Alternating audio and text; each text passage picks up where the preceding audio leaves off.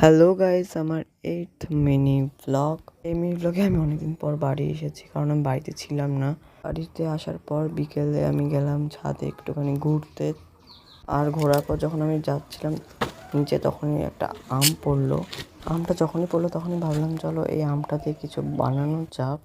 যেমন আমের আচার। সবার আগে আমটা ধুয়ে নিলাম। ধোয়ার পর আমটা ছুলে নিলাম। ছুলে নেওয়ার পর এটা আবার ধোবো। দেখো গাইস, ধুচ্ছি। ধোয়ার পর এটা কাটবো। কেটে এটা আমি কুচি কুচি করবো। সবটা কেটে নিলাম, তারপরে কুচি কুচি করবো। কুচি কুচি করার পর এখানে নুন দিলাম, লঙ্কার গুঁড়ো দিলাম, আর স্পেশাল একটা জিনিস দেবো যেটা হলো জলজিরা। খুবই টেস্টি লাগবে ওটা দিলে। তারপরে এটা পুরোটা মিক্স করবো। মিক্স করার পর এই যে মিক্সটা হয়ে গেছে, এখন মিক্স করার পর এটা টেস্ট করবো। টেস্টটা করে দেখলাম খুবই টেস্টি হয়েছে। তোমরা ওটা বাড়িতে ট্রাই করতে পারো। ঠিক আছে, দেখা হচ্ছে পরের মিনি ব্লগে। বাই।